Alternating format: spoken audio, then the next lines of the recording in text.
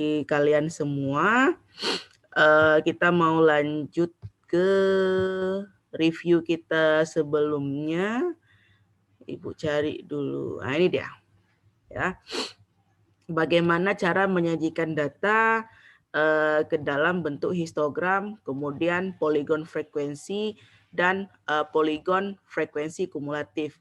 Ya. Jadi kalau misalnya nanti ada entah di permasalahan soal UTBK, kemudian di soal-soal ujian akhir, ya, atau saat tes perguruan tinggi nanti, misalnya disebut poligon frekuensi kumulatif, ya, itu maka sama juga dengan OGIF.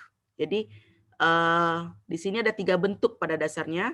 Yang pertama histogram, yang seperti diagram batang tapi dia tidak ada gap ya, yang ini. Nah, seperti ini histogram. Kemudian yang kedua ada poligon frekuensi. Poligon frekuensi adalah garis tengah ini, titik tengah ini, garis yang menghubungkan titik tengah setiap histogram itu biasanya berupa garis patah-patah. Ini poligon frekuensi. Nah, satu lagi ada yang disebut dengan poligon frekuensi kumulatif. Nah, kalau dalam buku kita, buku bahasa Indonesia biasa disebut dengan OGIF ya. Jadi OGIF itu sendiri dari bahasa Inggris pada dasarnya. Jadi nama lainnya adalah poligon frekuensi kumulatif. Kenapa? Karena kita membentuk atau menyajikan data ke dalam diagram garis yang menggunakan nilai frekuensi kumulatif. Sehingga kita perlu cari nilai frekuensi kumulatif untuk menyajikan data ini gitu. Jadi dia mirip dengan poligon frekuensi, hanya saja pada poligon frekuensi kita pada sumbu Y-nya adalah nilai poligonnya, nilai frekuensinya. Jadi nilai frekuensi tiap-tiap data yang ada. Sedangkan pada poligon frekuensi kumulatif atau OGIF itu adalah nilai kumulatif frekuensi, bukan nilai frekuensi dari tiap-tiap data yang ada. Ya, sampai di sini bisa dipahami.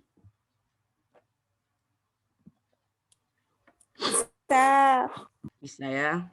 Oke, kalau bisa kita lanjut. Nah, di sini mungkin kalian juga sudah membaca, nah karena ini handout sudah Ibu bagikan, kemudian kalian juga sudah mengerjakan tugas, kuis, pretest, post-test dan lain-lain ya. Jadi pada dasarnya histogram itu mirip dengan diagram batang. Cuma saja batangnya saling berhimpit. Kemudian poligon frekuensi seperti yang Ibu jelaskan tadi adalah garis patah-patah yang menghubungkan titik-titik tengah pada histogram. Nah, selain poligon frekuensi juga ada namanya poligon frekuensi kumulatif. Ya, jadi OGIF itu ada OGIF yang menanjak, seperti kita naik gunung itu disebut dengan OGIF apa? Kalau yang menanjak positif atau negatif? Yang menanjak. Positif. Positif ya. Positif. Ya, namanya aja dia naik ya kan. Kemudian ada satu lagi adalah OGIF negatif yang posisinya adalah turun seperti ini. Jadi dia kayak pencerminan ya. Jadi cerminan OGIF positif kita tempatkan cerminnya di sumbu Y, di sumbu X, maka cerminannya adalah OGIF negatif ya. Jadi lebih kurang demikian. Nah, itu perlu diingat karena kadang-kadang dalam soal ujian ya, walaupun nanti dalam praktek sehari-hari OGIF ini mungkin kalau kalian nggak masuk ke jurusan statistika atau matematika, kalian nggak akan perlu belajar ini lagi. Ya, tapi konsep ini perlu kalian ketahui, siapa tahu nanti dalam dunia kerja kalian menggunakannya, gitu ya. Apalagi dalam dunia kerja yang banyak menggunakan pengolahan data. Tetapi tujuan jangka pendek kalian sekarang adalah menyelesaikan SMA, ya kan? Kemudian menamatkan SMA, kemudian kalian juga tujuan jangka panjang lainnya selain itu adalah kalian mau lulus ke fakultas ataupun jurusan favorit kalian kan gitu, sehingga kalian perlu tahu konsep seperti ini. Nah, biasanya pada soal-soal UTBK mereka nggak akan minta kalian menyajikan OGIF biasanya. Jadi mereka cuma minta kalian mendefinisikan yang mana sih di antara kedua gambar ini yang disebut dengan OGIF positif, yang mana sih OGIF negatif. Nah, seperti itu, sehingga kalian kalau bisa kalian menggunakan waktu sesingkat mungkin karena kalian udah tahu konsepnya. Jadi nggak perlu berpikir lagi ketika keluar permasalahan atau soal yang demikian. Nah, ini kita udah kemarin ya bagaimana cara menyajikan data dalam bentuk tabel, tetapi hanya mengulang saja sedikit. Ya, jadi kalau kalian ditanya yang mana disebut dengan banyak kelas, maka banyak kelas itu adalah jumlah baris pada tabel. Ya, ini kelas 1, kelas 2, kemudian kelas 3, kelas 4, 5, 6. Maka ada 6 kelas, banyak kelasnya di sini. Ya, atau bahasa panjang matematikanya banyak kelas interval. Walaupun kadang-kadang interval ini nggak disebutkan. Jadi kalau disebut banyak kelas, kalian sudah paham. Yang dimaksud dengan banyak kelas adalah banyak kelas interval. Jadi 1, 2, 3, 4, 5, 6. Nah, apa yang dimaksud dengan panjang kelas? Itu sama juga dengan panjang kelas interval, yaitu jumlah data pada ring tertentu. Misalnya pada data kelas pertama, jumlah datanya ada 29,5, kemudian 30,5, dan seterusnya sampai 39,5, itu artinya ada 10 jumlah 10 data secara total pada setiap kelas yang ada. Ya, yang ini adalah frekuensi. Nah, bagaimana cara menyajikan data-data berikut ke dalam histogram, kemudian poligon dan poligon frekuensi.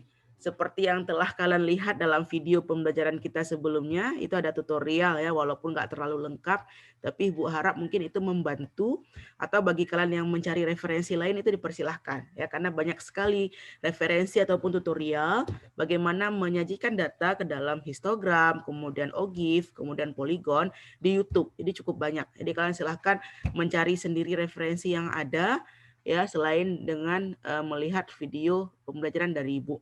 Nah, jadi ketika kalian ingin menyajikan sebuah data, yang pertama yang harus kalian lakukan adalah kalian mengatur dulu atau menyajikan dulu ke dalam bentuk tabel.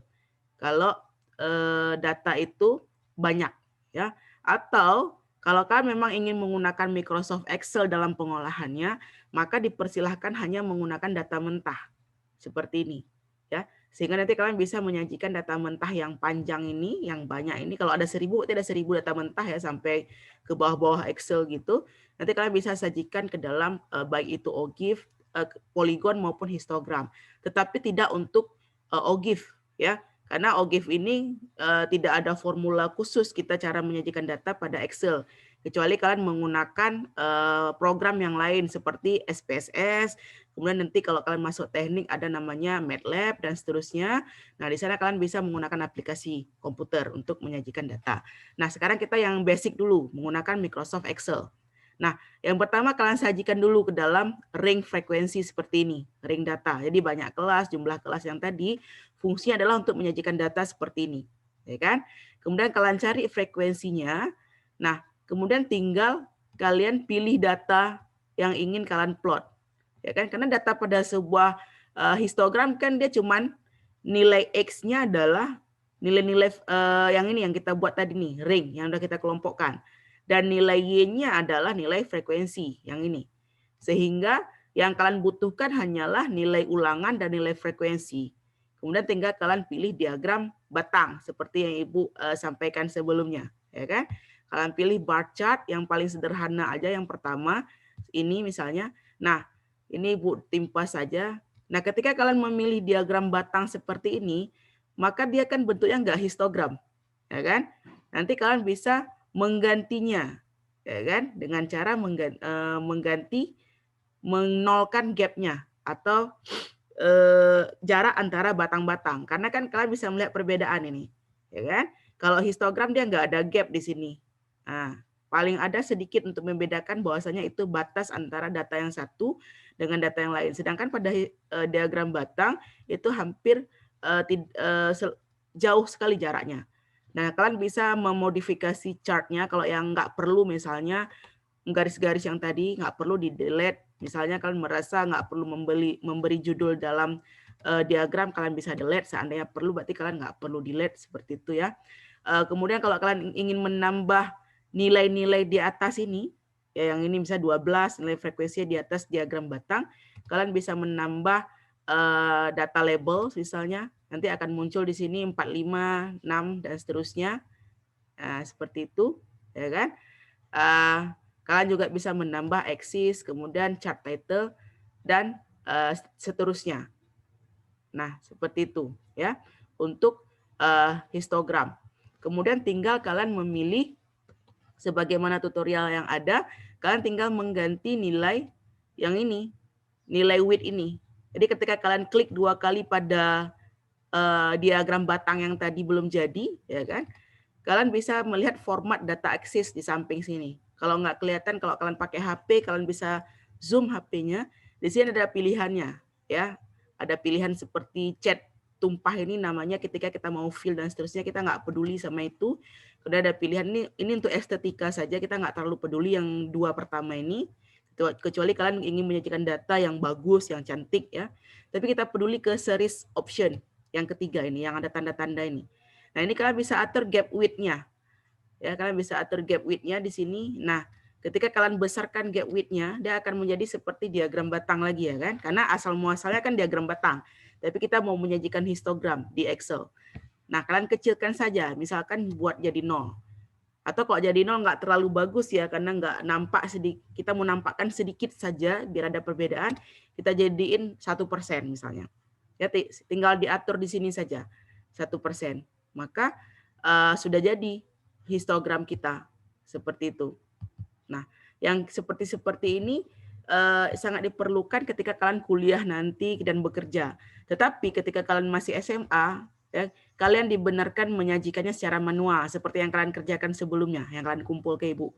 Jadi kalian cuman memplot data yang di bawah sini pada sumbu X, kemudian data yang di samping ini yang frekuensi pada sumbu Y, kemudian kalian hubungkan antara tepi bawah kelas dan tepi atas kelas, ya kan? Tepi bawah, tepi atas sehingga dia berhimpit, itu dibenarkan. Seperti itu. Jadi nggak ada masalah ya, bukan Ibu menyalahkan kalau kalian menyajikan dalam bentuk manual, itu nggak masalah. Nah, tapi ada baiknya kalian mulai belajar dari sekarang bagaimana cara menyajikannya ke dalam dengan menggunakan aplikasi seperti Microsoft Excel dan lain-lain. Nah, untuk histogram dengan data mentah sendiri seperti yang di tutorial yang Ibu sampaikan, kalian bisa lihat lagi nanti ya, karena kita nggak mungkin membuang-buang waktu di sini. Ibu juga harus menjelaskan bagaimana cara menentukan pemusatan data nanti. Kalau menyajikan ini kan dia sangat sederhana. Tinggal kalian pilih saja data yang ingin disajikan, karena ini data mentah, maka yang kalian pilih data yang di bawah sini, yang data mentah yang belum kita kelompokkan tadi, ya kan? Kemudian kalau misalkan udah pilih datanya, kalian tinggal pilih insert. Tadi kan ada pilihan ini bar chart, kemudian ada line chart, diagram garis, kemudian ada pie chart untuk diagram lingkaran. Nah, untuk statistika yang data mentah, kalian menggunakan data statistik. Nah, ini disebut dengan di sini ada pilihannya statistik chart. Jadi kalau kalian lihat statistik chart ini memang bentuknya histogram, ya. Ada yang berbentuk histogram, ada yang berbentuk ini Pareto namanya, ya kita nggak belajar di sini. Kemudian ada yang berbentuk box and whisker, kita juga nggak belajar. Mungkin di buku-buku Cambridge atau buku-buku luar negeri kita belajar menyajikan data dalam bentuk box and whisker. Tapi kalau di sini enggak. Jadi kalian cukup mengambil yang pertama ini, yang histogram. Seperti itu. Nah, nanti akan muncul seperti ini. Tinggal kalian edit-edit aja. Tinggal kalian modifikasi. Kalian mau histogram yang seperti apa. Seperti itu, ya. Nah, hal-hal seperti ini yang perlu kalian perhatikan. Tapi kita nggak fokus di penyajian data ini, cuma Ibu ingin memberikan gambaran bahwasanya seperti inilah cara menyajikan data ke dalam bentuk histogram, baik itu menggunakan tabel, diagram batang, maupun dengan menggunakan grafik statistika. Oke. Bentar ya Ibu, balas dulu. Ini ada Sophia chatting. Sophia, oh ya, Sophia masih bisa dengar Ibu? Ya, nanti kalau memang bisa masuk, Sophia langsung coba masuk aja. Ya, kalau memang nanti tiba-tiba terkeluar sendiri ya kan, nanti bisa dicoba. Kalau emang jaringannya nggak pas, nanti bisa mengikuti lagi di rekaman kita hari ini. Ya, Sophia. Bukan Sophia, Bu. Asya. Tapi yang chat Ibu Sophia. Oh, Asya ya. Ya. Iya. Oke, kasih tahu lagi ke Asya. Bilang ya tadi. Ya, oke ya. Nah, untuk histogram dan poligon, ya kan? Karena ada kemarin Ibu ingin kalian menampilkan kedua-duanya, histogram dan poligon, ya kan? Nah, nanti kalian juga bisa melihat lagi di tutorial bagaimana cara menampilkan ini, tetapi caranya sebenarnya cukup gampang, ya. Kemarin ada kesalahan atau kesilapan dari kalian, karena dalam contoh Ibu kan Ibu buat 2 biji frekuensi kan. Nah, waktu kalian jawab soal pun kalian nulisnya 2 biji frekuensi, soal yang jawaban manual kalian yang di buku catatan. Sebenarnya ketika kalian menjawab yang dengan cara manual, kalian nggak perlu membuat 2 biji frekuensi. Jadi cukup 1 aja, ya. Kenapa di sini Ibu buat 2 biji? Karena Ibu mau membuat data seriesnya 2, yang ini. Yang satu untuk histogram, yang satu lagi untuk poligon. Jadi data seriesnya sama, untuk sumbu Y-nya sama, sama-sama frekuensi, tetapi untuk 2 jenis data yang berbeda, sehingga Ibu buatlah di sini frekuensinya dua kolom seperti itu, ya. Pada dasarnya ini nggak perlu, ini cuma perlu ketika kalian menyajikan data dengan menggunakan Microsoft Excel seperti itu.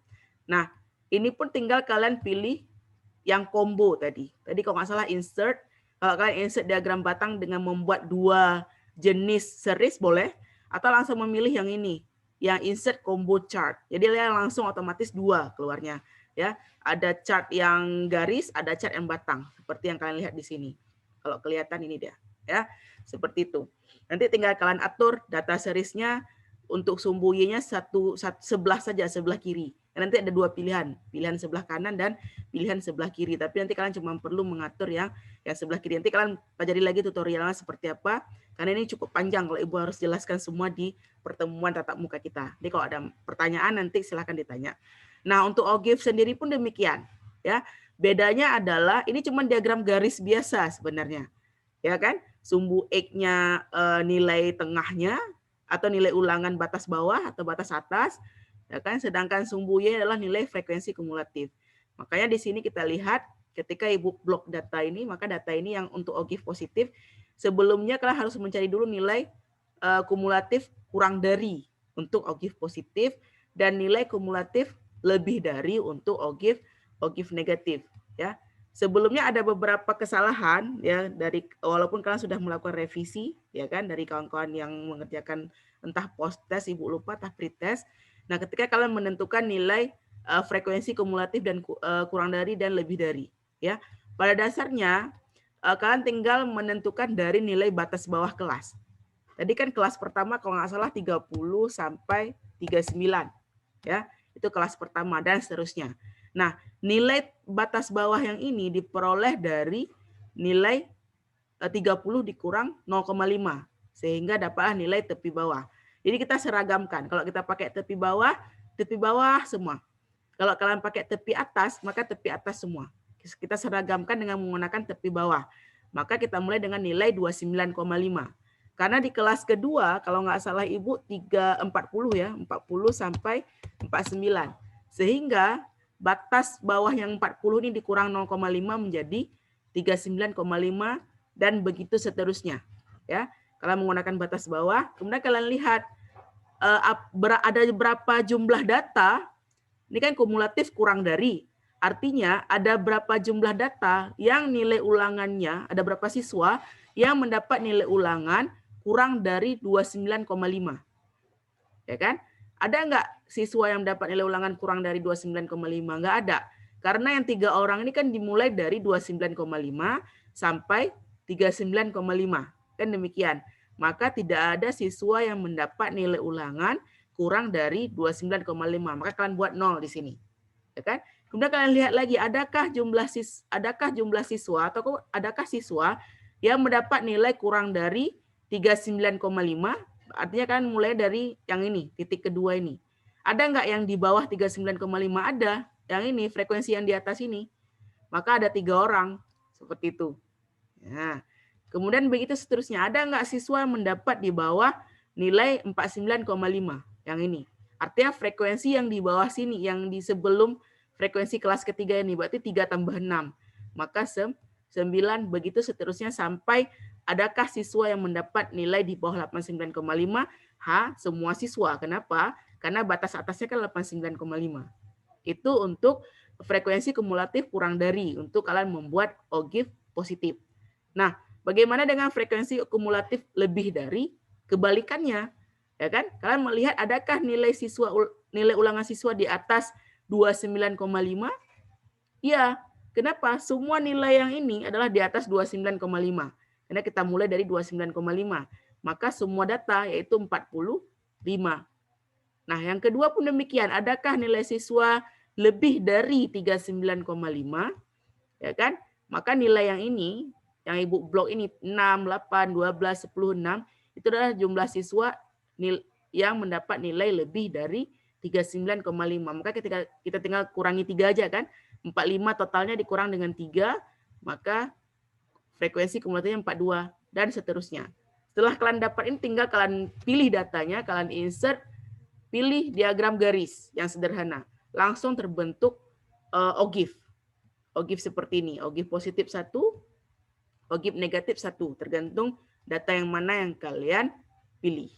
Ya, Ibu rasa untuk menyajikan data tidak terlalu bermasalah, karena tinggal kalian sering-sering menggunakan Microsoft Excel, kalian sudah terbiasa. Nanti di otak-atik sendiri aja, di bagian mana, di chart design kah, di chart type kah, atau di mana, seperti itu. Nah, sampai di sini ada pertanyaan nggak sebelum kita lanjut ke bagian setelah ini? Ada? Ada tanggapan dan lain-lain? Ini siswanya ada semua ya, Raisa ada, Sophia, Nuri, Siti, Alfi, Mauliza, Aul, Ferdian, Aul, Aul, Ferdian, Farah, Nuramandana, Cid Faiza, ada semua ya. Kayaknya ada yang udah keluar-keluar ya, nggak bagus sinyal. Adina juga yang ada lagi ya. Adina, terus siapa lagi ya? Ya Bu, Adina nggak ada jaringan. Oh, nggak ada jaringan juga ya. Oke, kalau Hakim, Maula, Ya. Maula udah masuk belum? Asya. Oh ya, Asya tadi nggak ada jaringan juga. Maula belum masuk ya, dia baru isi presensi ini. Hakim, Haikal belum masuk sama sekali ya sama Hakim ya? Iya, Bu. Oke, ada pertanyaan nggak? Yang ada aja nih, kita nggak usah fokus sama yang nggak ada. Yang nggak ada biarlah nanti mereka ulang lagi sendiri dan melihat rekaman. Kalau ada nanti Ibu kasih di YouTube seperti biasa. Silahkan kalau ada pertanyaan, tapi kalau nggak ada, untuk mempersingkat kita bisa langsung masuk ke materi selanjutnya. Nah, ini ada post test ya. Sebelumnya kalian mengerjakan post test. Kalau nggak salah Ibu nilainya cukup bagus-bagus ya. Cuman ada kesalahan ketika kalian menyajikan data yang kedua. Ada yang menghitung banyak kelas dengan 2 cara, ya kan? Dengan menggunakan aturan Sturges dan menggunakan tabel, ya kan?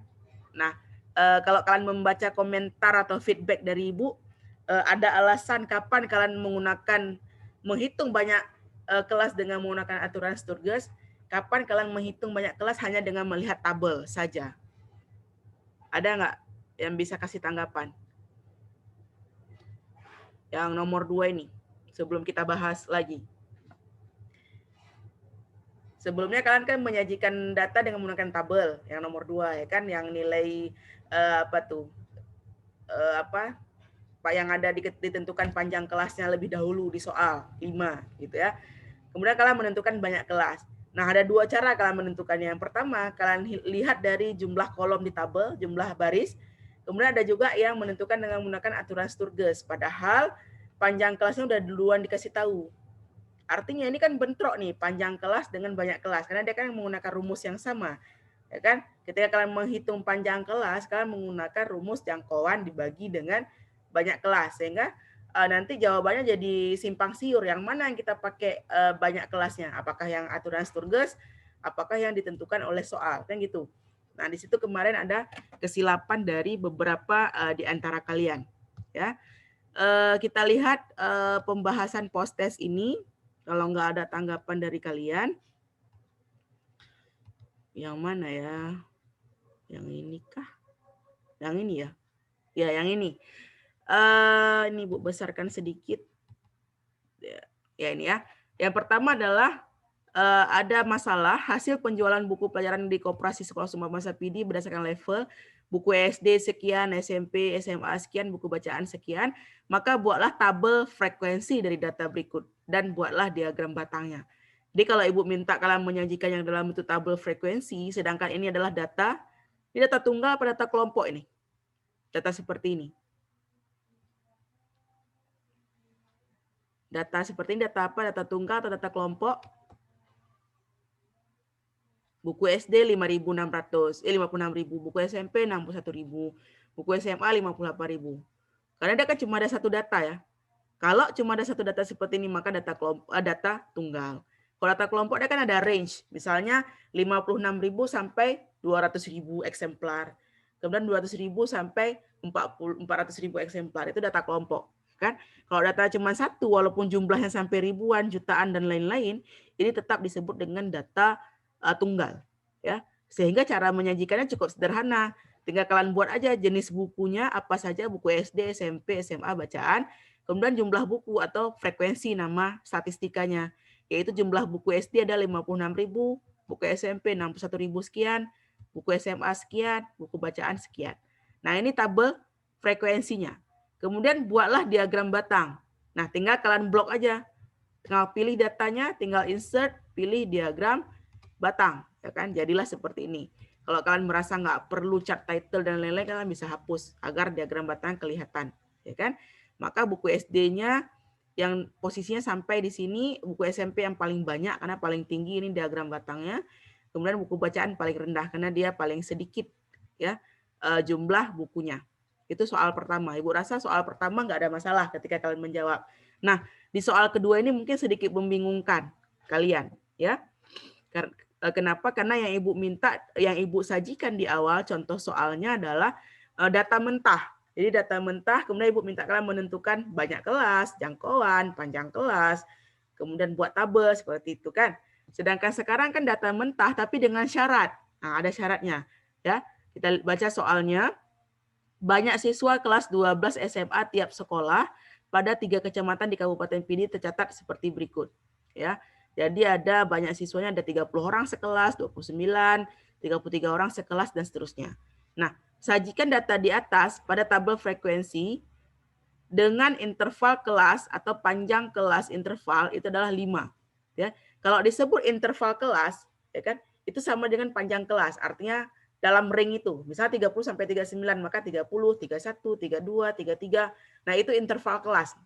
Nama lain dari panjang kelas interval. Emang agak membingungkan, tapi kan cukup mengingat interval dengan kelas dengan panjang kelas itu sama. Ya. Nah, 5. Jadi sudah ditentukan terlebih dahulu. Panjang kelasnya adalah 5. Dimulai dari 25. Jadi soal ini udah minta kalian memulai angka 25 sebagai nilai batas bawah di kelas pertama dengan panjang kelas 5. Yang gitu. Maka 25, 26, 27, 28, 29. Ada 5. Maka 25 sampai 29 seperti yang Ibu tampilkan di tabel di sini, di atas ini. Maka yang panjang kelas yang kedua atau banyak kelas yang kedua, interval kelas yang kedua adalah dimulai dari 30, 31, 32, 33, 34 sampai 34. Kemudian kalian cek adakah data di atas 34, misal data 35 ada nggak di dalam 30 data yang tersedia ini? Nggak ada jumlah siswa yang 35 per kelas, ya kan? Atau di atas 34 orang nggak ada. Maka sampai di sini saja tabel kalian. Ya, sekarang tinggal cari ada berapa siswa, ada berapa sekolah, atau ada berapa kelas yang jumlah siswanya 25 sampai 29. Hitung di sini. 1, 2, 3 yang nilainya di antara ring 25 sampai 29. Ada 10 kelas. Kemudian ada berapa kelas yang jumlah siswanya 30 sampai 34, ada 20 kelas. Maka inilah tabel frekuensinya. Jadi ada nilai ringnya di sini, kemudian ada frekuensinya, kemudian ada total dari jumlah data, itulah tabel frekuensi. Nah, tinggal lihat aja kalau ditanya tentukan banyak kelas, kemudian tentukan banyak kelas. Maka tinggal lihat ini kelas pertama, ini kelas kedua. Maka banyak kelasnya adalah 2. Jadi kalian nggak perlu lagi pakai aturan Sturges untuk mencari banyak kelas yang tabelnya udah jadi.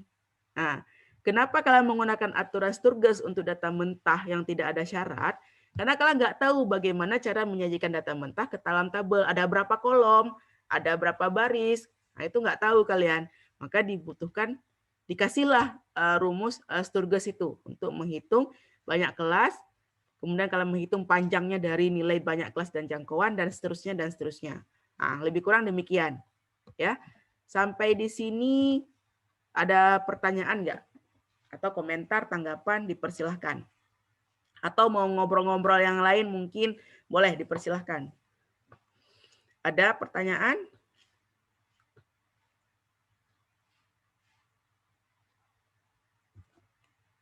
Cut Faiza ada di sini ya? Cut Faiza, siapa lagi? Cut Faiza kemarin tugasnya kamu kan nggak hadir ya, nggak hadir izin kalau nggak salah. Kemudian kamu kan kalau nggak salah Ibu tugasnya komentar ya, komentar tentang internet, cyberbullying sama apa tuh game addiction ya. Itu bagus ya. Jadi Ibu bisa kasih kamu nilai penilaian di bagian yang kamu nggak hadir itu kan, kamu nggak mengisi komentar karena kamu nggak hadir ya kan. Tapi yang Ibu minta adalah hasil eksplorasi tentang ukuran letak data. Jadi nanti diperbaiki ya. Udah Ibu kembalikan tugasnya, tetapi yang kamu buat itu juga diapresiasi karena kamu kan nggak hadir. Jadi Ibu bisa masukkan ke bagian di sana, ke nilai yang di sana. Nanti diperbaiki lagi tugasnya Cut Faiza ya.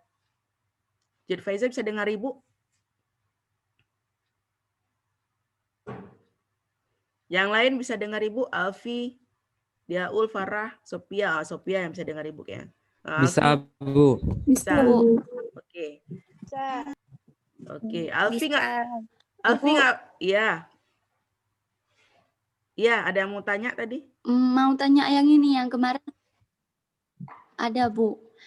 Kan kemarin ada yang Ibu kasih komentar di tugasnya Sophia yang data kelompok tuh yang mana, Bu? Yang kurang tuh? Kamu contoh pembahasan data kelompoknya belum ada. Karena kamu kan kamu menampilkan yang data tunggal ya. Yang pakai rumus I N tambah 1 per apa tuh. Ya kan? Yang data kamu udah buat rumus data kelompoknya yang I per 4 kali N kurang frekuensi kumulatif per frekuensi gak ada. Tetapi contoh soalnya kamu belum ada bahas. Itu bagian itu aja cuman. Oh, berarti yang tinggal cuma data kelompok itu aja, Bu ya? Cuman contoh data kelompok yang kamu belum coba explore. Kalau yang lain mereka membuat beberapa memang data kelompok, jadi mereka nggak ada yang mengerjakan data tunggal. Data tunggal itu kan kita belajar di SD, SMP. Kalian kita fokus di SMA ini data kelompok. Iya, Bu. Oke. Oh, Cut Faiza data jaringannya putus-putus, mungkin dia nggak bisa dengar. Ibu komen dulu untuk Cut tugasnya belum tepat ya.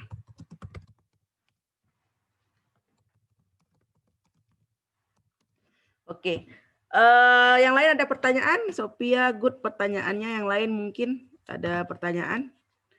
Di kelas ini Adina yang belum kumpul. Nur Ramadana, ada orangnya di sini. Nur Ramadana, kamu udah mengerjakan tugas pekan lalu?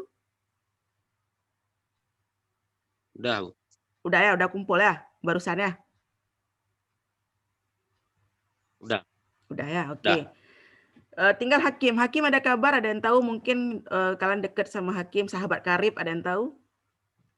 Ini Hakim nih butuh sahabat karib ini dia. Oke, ada lagi ke sekolah nih. Tapi belum nih, masih jam 9. Dia butuh sahabat karib, tolonglah dikawanin siapa yang laki-laki nih. Ada Alfi, Nur Ramadana, nanti diingatkan Hakim untuk masuk ke kelas dan seterusnya. Ada nggak teman dekat Hakim di sini? Nur Ramadana. Nur Ramadana ya. Dibantu Hakimnya. Mungkin Hakim lupa atau dia nggak semangat. Ya. Karena kan kalau kita nggak punya kawan kan kita jadinya nggak semangat. Kemudian merasa nggak termotivasi dan seterusnya. Gitu. Jadi nanti tolong Hakim diingatkan. Ibu kok balas ke Sophia ya? Harusnya ke everyone. Di Cut Faiza nggak bisa lihat ini. Oke. Nanti kalau memang ada pertanyaan belakangan nanti silahkan ditanya belakangan. Hari ini sekarang kita coba lanjutkan dulu. Setelah post testnya ada apa lagi ya? Ada PR ya kalau nggak salah ya. Oh ya, ada PR satu lagi. Sebelum kita masuk ke pemusatan data, ya ada PR bagaimana cara menyajikan data. Yang pertama, buatlah histogram dan poligon frekuensi. Ibu rasa ini udah kita bahas juga di awal tadi. Tinggal kalian plot saja ya kan nilai-nilai yang di sebelah tabel kiri dan tabel kanan. Yang di kiri ini di sumbu X posisinya, sedangkan yang kanan ini di sumbu Y. Tetapi ketika kalian membuat histogram ini hati-hati. Ini kan masih data bulat ya, artinya data batas bawah, batas atas, batas bawah, batas atas. Kalian buat dulu ke dalam tepi bawah, tepi atas. Artinya apa? 1,18 ini dikurang dulu kan 0,5. Jadinya 117,5 sampai yang batas atas ditambah 0,5 sampai 126,5. Begitu seterusnya. Jadi ketika kalian menampilkan data ke dalam histogram atau poligon frekuensi, itu wajib hukumnya kalian mengubah data yang ada ke dalam bentuk data tepi bawah dan tepi atas. Yang dikurang 0,5 sama yang ditambah 0,5. Itu jangan lupa, ya. Kecuali kalian menyajikannya dengan menggunakan cara manual di buku catatan. Nanti tinggal kalian dempetin aja kan gitu. Tapi kalau misalnya dalam Excel kalian nggak bisa dempetin otomatis kalau misalnya kalian nggak mengubah data terlebih dahulu, terlihat awkward atau aneh nanti jadinya. Nah, yang kedua pun tadi kita udah bahas ya, sajikan data berikut ke dalam OGIF positif dan OGIF negatif, atau nama lainnya adalah frekuensi poligon frekuensi kumulatif. Yang pertama kalian harus cari dulu tepi bawahnya. 21 maka tepi bawahnya 20,9. 31 maka tepi bawahnya 30,9 dan seterusnya.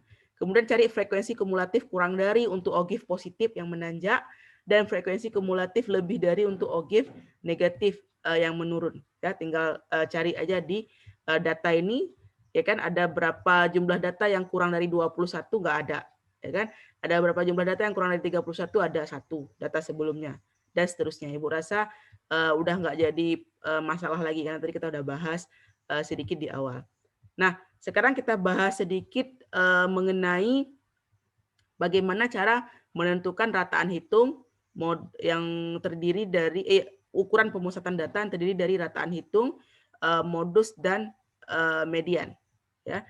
Nanti diingatkan Ibu ya kalau udah mau jam 10, kadang Ibu lupa lihat jam karena kalau Ibu dikasih mic untuk ngomong biasanya Ibu lupa diri seperti itu. Ya kan, yang jangan disuruh naik panggung itu Ibu nggak bisa. Misalnya suruh nyanyi ya kan, kayak maulid, acara maulid asrama itu nggak bisa.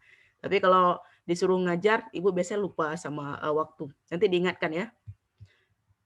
Oke. Sekarang kita mau lihat di sini ada kalau nggak salah pretest ya. Bagaimana cara menentukan min, modus dan median untuk data tunggal ya. Saat pretest ini kayaknya ada beberapa yang dapat nilai 0 kalau nggak salah Ibu. Jadi memang jawabannya salah semua. Ya kan, nggak tahu apa buru-buru, apa memang belum paham. Asumsi Ibu kemungkinan kalian paham, cuma mungkin kurang teliti seperti itu ya. Jadi ketika kalian ingin menentukan min, modus dan median untuk data tunggal seperti ini, itu sebenarnya cukup gampang. Ya kan? Tugas pertama kalian cuma satu, mengurutkan data. Itu tugas pertama kalian, ada nggak ya di sini ya? Homework, pretest, posttest. Ini ya. Ini dia. Ya kan? Tugas pertama kalian adalah mengurutkan data.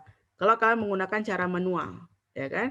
Tapi kalau kalian menggunakan Microsoft Excel, Ibu nggak perlu lagi kalian urutkan data. Ini data yang tadi, kelihatan ya.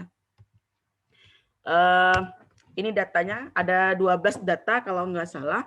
Kalau kalian pakai cara manual, berarti kalian urutkan dulu datanya dari yang paling kecil ke data yang paling besar. Data paling kecilnya ada angka 1, berarti kalian urutkan dulu 1, ya kan? Kemudian 1, kemudian masih ada 1 nggak ada. Kalau nggak ada 2 ada nggak ada. Kemudian ada 3, 3-nya ada 4 kali kalau nggak salah. Kalian urutkan 3.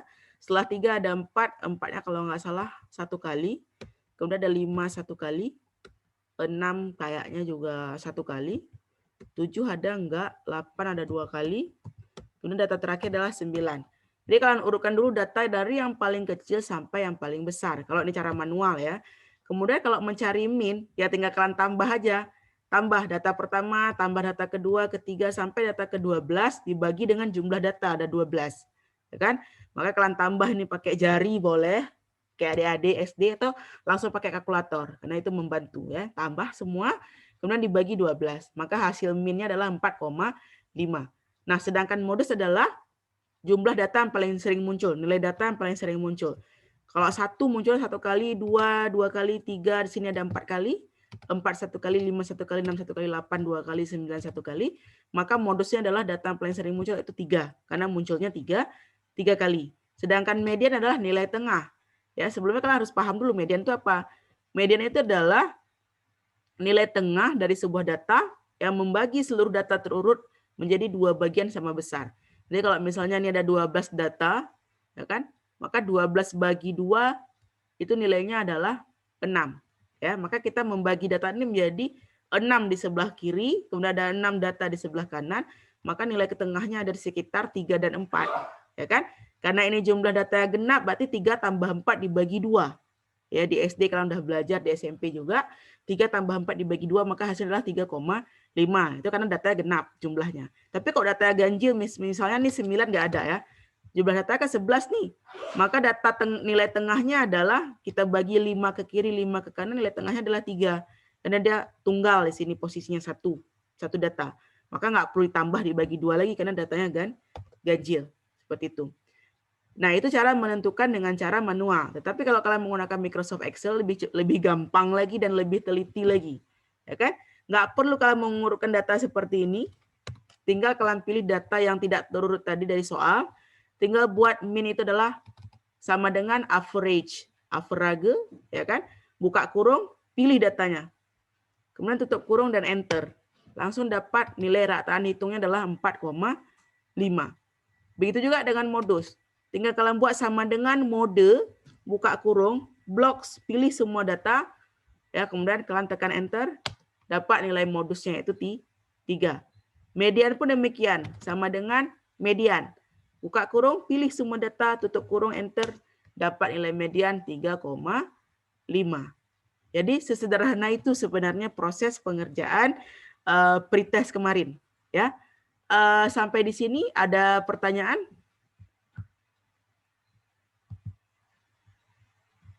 Tentang soal pretest? Menentukan min, modus, median, data tunggal. Ada pertanyaan? Nggak ada. Nggak ada ya? Berarti kan sebenarnya emang udah paham kali. Cuman Ibu memastikan kalau semuanya ada di frekuensi yang sama. Kan jadi ada mungkin nanti yang lain-lain yang baru bergabung ya. Semua kita ada di daerah yang sama pemahaman kalian kita semua di sini. Ya, oke, terima kasih tanggapannya. Nah, sekarang kita akan melihat formula-formula yang menurut kalian ini, menurut Ibu, kalian melihatnya cukup complicated, tetapi ini cuman formula sederhana sebenarnya.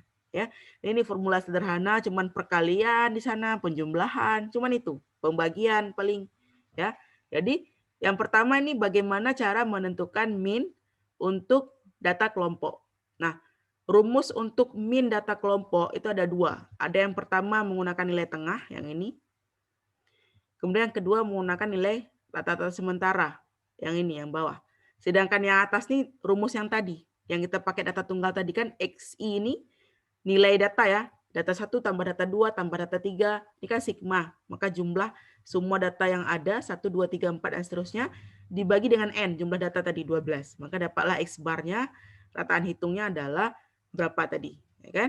Nah, sekarang Ibu mau tanya, yang mana yang lebih mudah ketika kalian menghitung rataan hitung data kelompok dengan menggunakan nilai tengahkah atau nilai rata-rata sementara yang lebih gampangnya?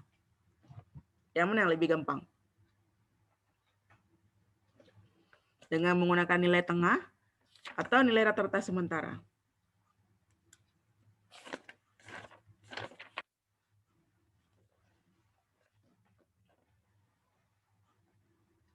Dan tahu?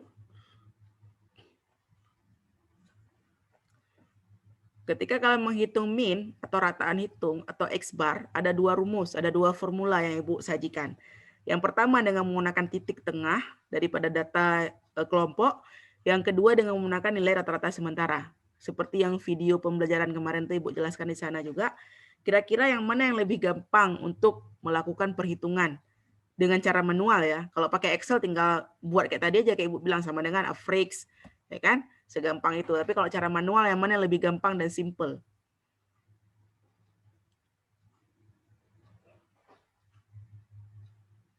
Nggak ada orang ya?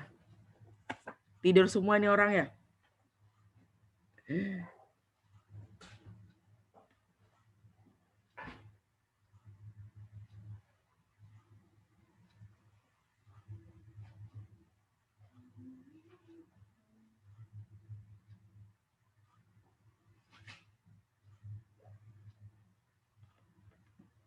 Ada? Oh ya, Dina udah kasih tahu Ibu nih, dia agak susah masuk. Mungkin sinyal internetnya nggak bagus. Kemudian Maula izin habis paket. Oke. Nggak ada ya, nggak ada yang tanya ya. Oke ya, Ibu asumsikan kalau nggak ada pertanyaan nanti kalian cukup paham. Ya begitu. Nggak, atau nggak paham nih, maka nggak ada pertanyaan. Halo?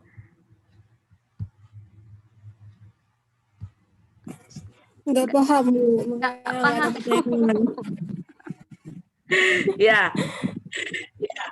Nah, kalau misalnya kalian melihat lagi video pembelajaran kita, di sana Ibu menjelaskan, ya, ketika kalian menggunakan nilai rata-rata sementara itu jauh lebih gampang daripada menggunakan titik tengah. Kenapa lebih gampang menggunakan nilai rata sementara daripada titik tengah? Karena kita sudah mengambil nilai simpangan di sana, ya kan? Coba kita lihat di PowerPoint kita. Di PowerPoint di Excel kalau nggak salah kemarin tuh ada contohnya di sini. Ini pun kamera ini kita bawa kemana dia ya? Homework, pretest, post test ya. Nah ini dia contoh post test kalian. Nah ini. Nah ini dia ya. Ketika kalian punya data seperti ini, data banyak-banyak nih semua nih. Nah data yang atas itu. Ini dia. Nah, dengan menggunakan nilai rata-rata yang biasa, yang ini, atau rata-rata yang sementara yang bawah ini, itu lebih gampang yang rata-rata sementara. Kenapa? Ketika kalian menggunakan nilai rata-rata sementara, kalian kan menghitung simpangan ini. Nah, ini ya, DI ini. Jadi nilainya lebih kecil. Nah, coba bandingkan perkalian dari frekuensi dengan nilai tengah. Kemudian perkalian dari frekuensi dengan nilai simpangan. Ya kan, lebih kecil nilai simpangan, terus ada nilai plus minus, jadi kalian bisa langsung mengurangi, menambah dan seterusnya, sehingga totalnya itu lebih kecil angkanya. Nah, ketika angka yang lebih kecil, maka kalian membaginya juga lebih gampang, ya kan? Karena rumusnya kan X bar, X sementara rata-rata sementara ditambah FI kali DI, ya kan? Frekuensi nilai setiap kelas dikali dengan simpangan tiap-tiap kelas, ya. Maka dibagi dengan frekuensinya sendiri. Itu hasilnya lebih kecil. 132 dibagi dengan 45. Jadi dengan menggunakan nilai rata sementara itu lebih simple hasilnya. Ya, lebih sederhana. 132 dibagi 45 kan lebih gampang ketika kalian harus membagi 2832 dibagi 45, ya kan? Lebih gampang yang ini, yang nilai rata sementara. Atau ketika kalian mengali ini, frekuensi dikali nilai tengah, yang untuk bagian pembilang ini. Untuk yang rata-rata nilai tengah, ketika kalian mengali frekuensi dengan nilai tengah, angkanya kan cukup besar nih. 100, 200, 300, 700, 700, 500, cukup besar. Kalau kalian pakai tangan terlalu lama, ya kan? Kecuali kalian punya kalkulator atau kalian menggunakan Excel seperti itu. Nah, ketika kalian mengali frekuensi dengan simpangan untuk rumus yang kedua, rumus yang bawah ini dia, maka FI dikali dengan DI, angkanya lebih kecil, ya kan? 25, 15, 5, 4 dan seterusnya, sehingga angkanya lebih kecil dan lebih mudah dikali dan dibagi. Jadi itu jawabannya, lebih kurang, ya. Nah, kita kembali ke slide kita yang tadi. Mana sih slide-nya? Slide-nya yang mana? Nah, yang ini ya. Jadi lebih kurang cukup sederhana ya. Jadi menghitung rataan hitung dengan menggunakan nilai tengah adalah nilai frekuensinya dikali dengan nilai tengah dibagi dengan nilai frekuensinya. Sedangkan rataan sementara yaitu nilai rataan sementara ditambah nilai frekuensi dikali dengan simpangan. Simpangan ini dia, simpangan data ke I terhadap nilai rata-rata sementara. Ya. Jadi misalnya nilai rata-rata sementara yang kalian ambil 67. Sedangkan datanya di situ adalah misalnya datanya 70. Data pada frekuensi yang tersebut, ya kan? Maka 70 dikurang dengan 67. Jadi 3. Itu disebut dengan simpangan data, ya. Nanti kalau memang kalian merasa masih bingung, kalian bisa lihat lagi di video pembelajaran kita, kalian ulang-ulang di bagian itu sampai betul-betul paham. Karena memang metode pembelajaran yang baik itu adalah dengan cara mengulang, kemudian dengan cara mencoba permasalahan-permasalahan yang ada. Nanti kalau kalian punya buku TBK, buku SBN dan seterusnya, coba cari contoh atau permasalahan mengenai cara menghitung min, median, dan modus. Nanti kalau kalian coba kerjakan sendiri, kalau nggak paham, foto, tanya ke Ibu melalui WA. Ya kan? Jadi kalian betul-betul harus lebih aktif sekarang. Ini semester terakhir kalian, ya anggaplah ini cuman sampai bulan 2 atau bulan 3 kalian sekolah, artinya nggak lama lagi. Jadi pergunakan waktu ini sebaik-baiknya untuk bertanya, kemudian mencoba, dan seterusnya. Ya, seperti itu. Ini nilai rataan hitung. Nah, untuk nilai modus, rumusnya lebih sederhana. Ya. Nah, modus itu ada beberapa ya. Yang pertama, unimodus, itu biasanya cuma ada satu modus. Tetapi ada nggak tertutup kemungkinan pada data yang sekian banyak, sampai ribuan, jutaan data, dan seterusnya, ada juga data yang punya lebih dari satu modus. Ada yang dua modusnya, artinya ada dua data yang munculnya sama banyak, itu disebut dengan bimodus. Ada juga yang lebih dari 3 data yang munculnya sama banyak, itu nama lainnya adalah multimodus. Ya. Nah, untuk menghitung modus lebih gampang daripada kalian menghitung min atau rataan hitung. Kenapa? Ini kan lebih sederhana. Jadi kalian menggunakan nilai tepi bawah kelas. Pertama cari kelas modusnya dulu. Lihat di mana frekuensi yang paling banyak. Nanti kita lihat contoh soalnya. Ya, lihat yang mana frekuensi yang paling banyak, itulah kelas modus. Nah, di kelas modus itu kan ada ringnya. Misalnya di kelas modus ringnya 30 sampai 39. Maka tepi bawahnya adalah 30 dikurang 0,5. Maka 29, itulah tepi bawah dari kelas modus. Yang itu. Kemudian ditambah dengan ya D1. D1 adalah selisih frekuensi kelas modus dengan kelas sebelumnya. Jadi kalau ada kelas modus yang kalian tentukan tadi, dengan frekuensi kelas sebelumnya, itu kalian kurangi aja. Itu menjadi nilai D1. Sedangkan D2 adalah frekuensi kelas modus dengan nilai frekuensi kelas setelahnya. Tinggal kalian kurangi, itulah nilai D2-nya. Maka D1 dibagi dengan D1 tambah D2 dikali dengan semuanya dengan panjang kelas interval. Jadi kalau ada kelas 30, 31, sampai 39, itu 10, maka I-nya adalah 10. Nah, median pun demikian. Ya, tentukan dulu kelas median. Kalau tadi kan tentukan kelas modus dengan melihat frekuensi paling besar. Sedangkan kelas median, kalian harus cari dulu posisinya di mana. Ya, misalnya jumlah datanya kayak di soal tadi 45. 45 bagi 2, berarti 22,5. Maka posisi kelas median ada di frekuensi kumulatif yang ada nilai 22,5. Itulah kelas median. Ya, kalau kalian kemarin benar mengerjakan post-test, maka kalian pasti masih ingat. Nah, kemudian tinggal kita cari tepi bawah kelas mediannya di situ, di posisi kelas median. Tepi bawahnya apa? Seperti kelas modus tadi. Kemudian nih kelas median dikurang dengan frekuensi kumulatif sebelum kelas median. Misalnya nih kelas median, maka frekuensi kumulatif sebelumnya kan di atas ini. Maka dikurangi dengan yang nilai di atas ini, nilai frekuensi yang di atas. Maka kelas median yang tadi 22,5 dikurang dengan frekuensi yang sebelum kelas median, dibagi dengan frekuensi dari kelas median itu sendiri, dikali dengan panjang kelas interval. Ya, untuk lebih jelasnya kita lihat contoh soalnya di sini di post test yang sudah kalian kerjakan kemarin, yang tadi udah Ibu buka. Nah, ini dia. Nah, di sini kan diminta untuk menentukan nilai tengah min dengan 2 cara Ibu sampaikan di sini, ada nilai tengah dengan nilai tata sementara juga. Kemudian ada modus dan median. Seperti itu ya. Kalau min kan tinggal kalian olah data tadi, data kelompok yang ada ini. Kalian buat frekuensinya, masukkan ke tabel dari soal. Ini kan ada soal nih, ini soalnya. Nah, kalian olah dulu dia nilai terendahnya dengan menggunakan aturan Sturges tadi, jangkauan, kemudian hitung panjang kelas dan seterusnya. Jadilah tabel kayak gini kan, setelah kalian olah. Nah, ini tabelnya yang pertama. Nah, XI ini apa, Bu? XI ini nilai tengah. Jadi di antara nilai 29,5 sampai 39,5, nilai tengahnya ada apa? Ada 34,5. Ya kan? Antara nilai 39,5 sampai 49,5, nilai tengahnya ada apa? Ada 44,5. Nanti kalau mau tanya langsung potong aja ya. Ini Ibu nggak tunggu lagi, Ibu nanti kalau ada pertanyaan langsung dipotong. Kemudian 49,5 sampai 59,5, nilai tengah ada 54,5 dan seterusnya. Jadi kita ketik aja di sini atau kalian tulis di sini nilai tengahnya di XI. Kemudian kalian cari jumlahnya dengan menggunakan sum, ya sama dengan sum dan seterusnya. Nah, nilai FI, XI ini adalah bagian pembilang dari bagaimana cara menghitung rataan hitung, dari formula rataan hitung, ini nilainya. Sehingga kita untuk memudahkan langsung kita kali aja, ya sama dengan kolom ini dikali kolom ini, dapatlah FI kali XI dan seterusnya. Dapatlah jumlahnya ini, Sama dengan sum, dapatlah jumlahnya. Kan gitu. Nah, tabel kedua ini nggak perlu kalau kalian nggak mencari rata-rata dengan menggunakan nilai rata-rata sementara. Jadi cukup ini aja tabelnya. Ya kan? Kecuali kalian mau mencari dengan menggunakan nilai rata-rata sementara, maka tabel yang ini nggak perlu. Kalau kalian menggunakan nilai rata-rata sementara. Nah, jadi tinggal kalian tukar-tukar aja posisinya. Ya. Nah, demikian.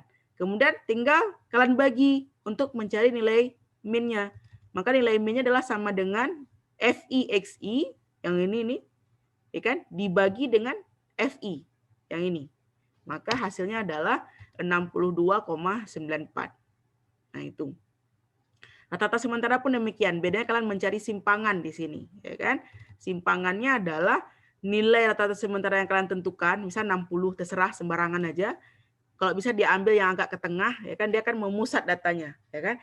Ambil yang nilainya agak ke tengah antara ring semua nilai yang di soal ini, Ibu ambil 60, maka 60 dikurang dengan nilai tengah.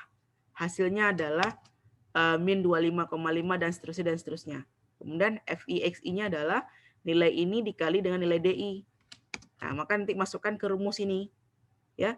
Jadi X bar adalah X bar sementara yang 60 tadi kita tentukan sembarangan, ditambah dengan nilai FI/XI yang ini, nilai jumlahnya, dibagi dengan nilai frekuensinya yang ini. Maka hasilnya adalah 62,94. Hasilnya sama. Ya. Nah, ada kemarin beberapa dari kawan kalian yang Ibu minta revisi, mereka menggunakan rumus dari Excel. Nggak salah kalian menggunakan rumus dari Excel, cuman di soal kalau nggak salah Ibu meminta kalian menyajikan dalam data distribusi kelompok. Jadi Ibu minta kalian menggunakan cara manual yang di buku. Yang ini cara manual. Ya. Kalau kalian menggunakan cara Excel juga nggak salah, tinggal klik aja sama dengan average, pilih semua data yang ada, data mentah nih. Langsung dapat hasilnya, 62,78. Yang ini pun demikian, sama. Ya, hasilnya memang agak sedikit berbeda. Kalau kalian pakai rumus Excel 62,78, kalau pakai formula buku atau estimasi 62,94. Tapi kan walaupun berbeda, dia biasanya plus minusnya sampai 5 atau 10 lah paling tinggi. Ya kan?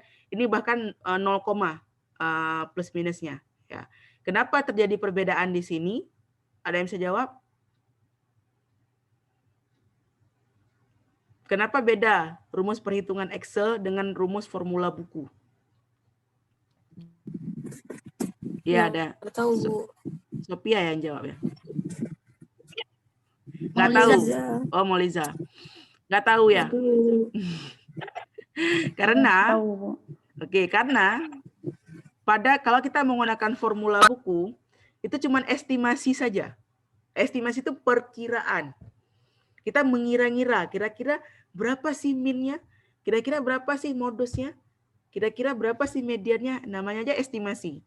Tujuannya adalah para ahli matematika melakukan konvensi dengan membuat rumus umum. Itu tujuannya ketika di masa lalu itu mereka nggak punya komputer. Mereka nggak punya kalkulator kayak sekarang yang kita punya. Mereka punya kalkulatornya yang IBM itu. Ya, yang waktu tahun-tahun mereka menentukan rumusnya itu komputer, bahkan ada yang pakai kayak Sempoa gitu, kayak punya adik-adik SD. Jadi mereka nggak punya komputer, IBM belum keluar pada saat itu. Kemudian mereka nggak punya kalkulator, sehingga dibuatlah rumus estimasi yang diajarkan sampai kita sekarang. Kenapa? Karena kita juga nggak tahu ya keadaan ke depannya. Tiba-tiba teknologi lenyap, yang kita nggak tahu nih.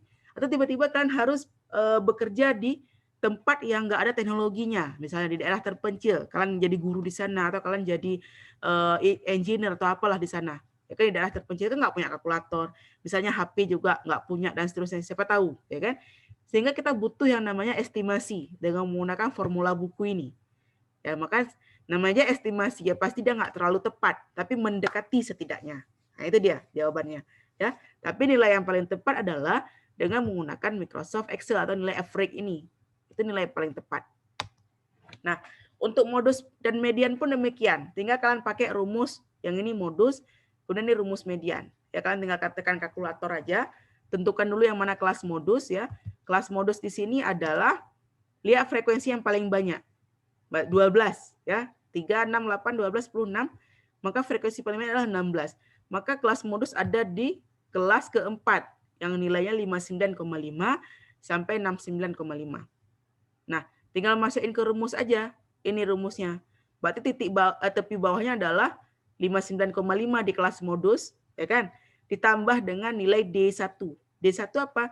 Selisih dari frekuensi kelas modus dengan kelas sebelum kelas modus. Yang ini, yang 8. 12 kurang 8, berarti 4. D2, 12 kurang 10 yang di bawah sini, maka 2. Maka 4 tambah 2, berarti 4/6. Dikali dengan I. I-nya panjang kelas ini yang tadi, 59,5, 60,5, sampai 69,5. Ada 10 kalau nggak salah Ibu panjang kelasnya.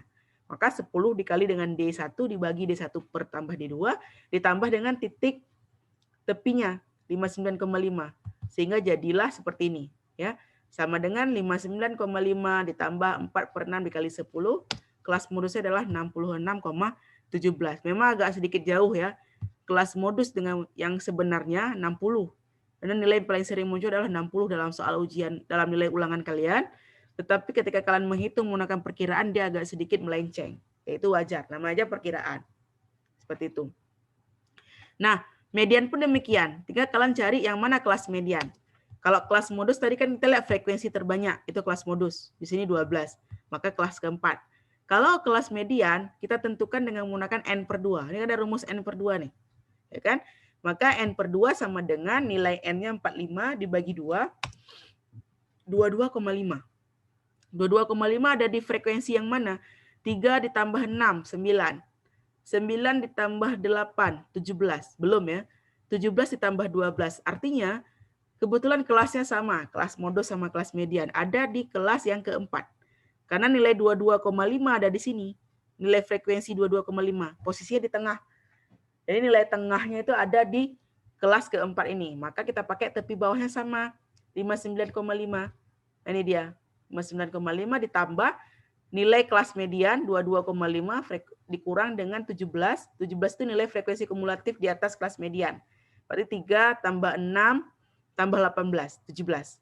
Dibagi dengan 12 nilai frekuensi di kelas median dibagi ini. Kemudian dikali dengan 10.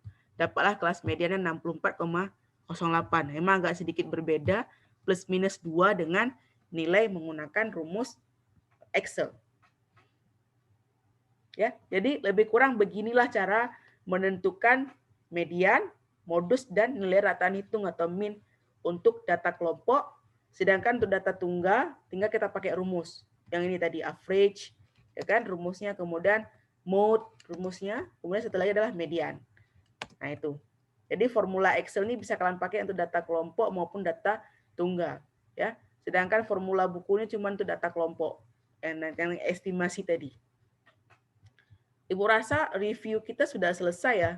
Kalau ada pertanyaan, kemudian apa-apa yang terbersit lah sama di pikiran kalian, silahkan ditanyakan.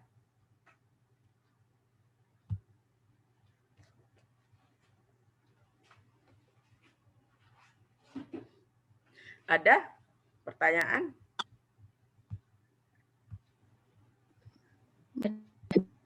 Mungkin belum, Bu.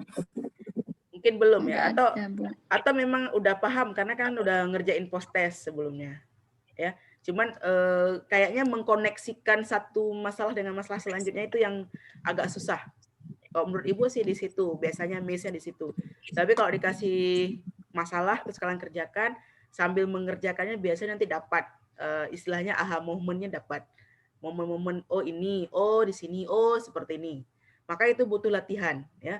Maka Ibu sangat menyarankan kalau pelajaran sains yang ada hitung-hitungannya, kemudian pelajaran bahasa seperti bahasa Inggris, kalau ada bahasa Arab dan lain-lain, itu memang harus ada latihan. Karena kalau misalkan bahasa Inggris nih, udah lama nggak praktis dalam bahasa Inggris, itu Ibu pastikan kalian lupa. Kecuali kalian memang tinggal di daerah yang berbahasa Inggris gitu. Tapi kalau kalian nggak pernah praktis bahasa Inggris, nggak pernah praktis bahasa Arab, nggak pernah praktis matematika, nggak pernah praktis cara mengerjakan permasalahan-permasalahan kimia, biologi, dan seterusnya, itu insya Allah biasanya lupa. Nah, maka butuh yang namanya latihan, seperti itu. Ya.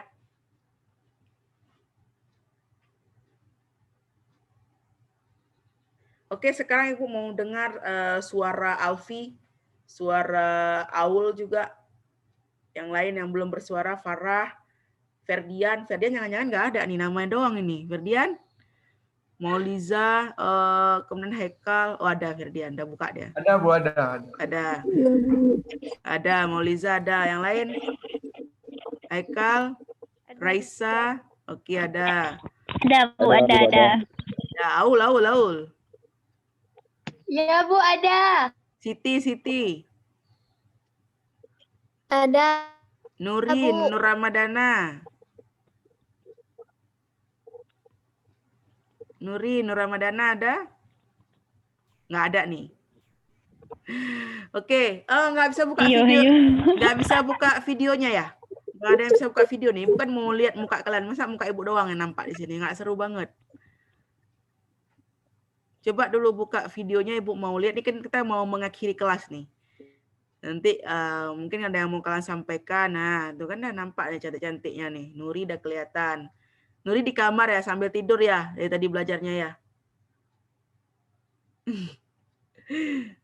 Nah, yang lain. Sophia, buka terus videonya. Sophia tadi di kamar, sekarang pindah ke ruang tamu. Aul. Ya, Ferdian dah muncul. Alfi nggak pakai tanduk, Vi? Pakai lo tanduk, Vi. Kita lihat. Jangan. Oh, jangan. Takut yang lain ya. Ferdian baru bangun. Udah mandi, Ferdian? Haikal udah kurusan dia. Lama kali lockdown. Molija gelap banget. Tapi ibu bisa lihat kok muka cantiknya. Nggak apa-apa, gelap-gelap dikit. Aul bibirnya jangan dibuat-buat kali kayak itu, udah manis. Oke, Sophia, Siti mana nih? Siti, Farah, Nur Ramadana. Oke, Raisa. Tadi bunyi ayam di rumah kamu, Raisa ya? Yang tadi pertama-tama tadi. Saya nggak Bu, di mana ya?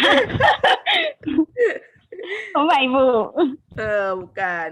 Oke, Siti. Siti mirip, Siti Nadia mirip sama Siti Nabila ya, kembar ya.